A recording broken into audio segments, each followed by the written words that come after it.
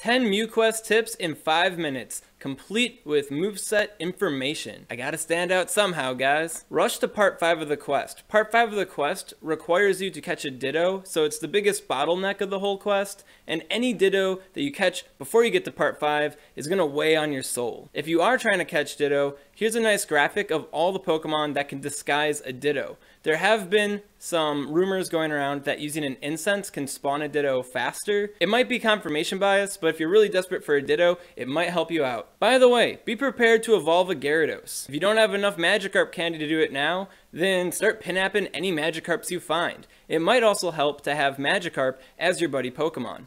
Not only for Gyarados, but because in several parts of the quest, you're going to have to get a certain amount of buddy candy, Magikarp gives you 1 candy per kilometer. If you don't like Magikarp, here's a nice graphic showing all the Pokemon that have that same situation. In parts 2 and 5 of the quest, you're required to make a certain number of great throws. If you make an excellent throw, that counts for a great throw. Both count for nice throws, so you will never be punished in this game for being too good. In parts 3 and 6, you are required to battle in a certain number of raids. Key word here is battle, not win. Therefore, if you go into a raid and you fail, then you can do that raid again without spending another pass, and each attempt you make will count towards your battle count. You just have to time out at the end. Theoretically, you could get 9 battles in per pass. Another bottleneck at part 5 is catching 10 ghost-type Pokemon. My recommendation is to use the Sylph Road's Nest Atlas and search for ghost-type Pokemon, drive to the nest, and just hammer it out. If you're not doing that, then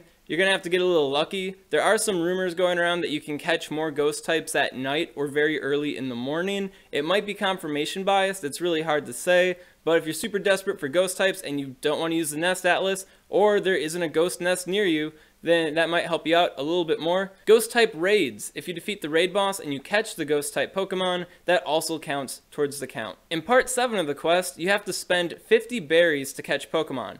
That's 50 berries, not 50 Pokemon. So if you spend a berry and the Pokemon pops out and you use another berry and you catch it, that's 2 berries. Also, if you use a berry, it pops out and runs away, that also counts as 1 berry used. So all you really have to do is use 50 berries and attempt to catch Pokemon and it'll count. Overall, I'd say relax. You're gonna catch Mew. At the end, it's like invisible and it's flying around and stuff, and you might miss the Pokeball a few times, but you will for sure get a Mew from this quest. It's not gonna run away.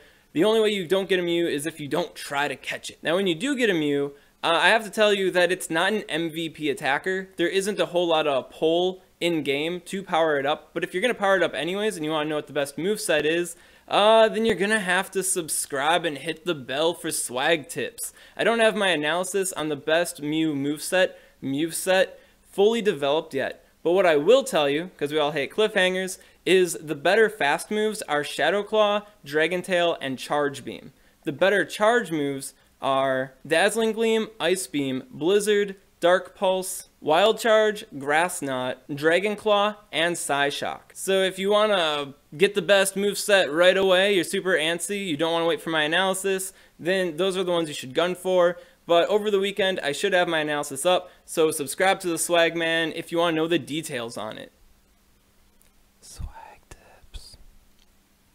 Bonus tip number 11, quite possibly the most important tip. You can complete part 6 of the quest to completion in less than a half hour if you set up for it. In this period, you will get 24k worth of Stardust from the quest rewards alone. So if you drop a star chip before completing quest 6 and you rush to the finish, then you can get a pretty nice chunk of change for your star piece. By the way, you also get star pieces for the quest, so I know you got them. I hope these tips helped you guys out, and I hope that this recording is under 5 minutes. If you feel I'm missing any tips from this short video, comment below and let me know what your Mew Quest tips are. If you use these Mew Quest tips and they helped you out, comment below and like this video, let me know it worked out for you. These tips are good.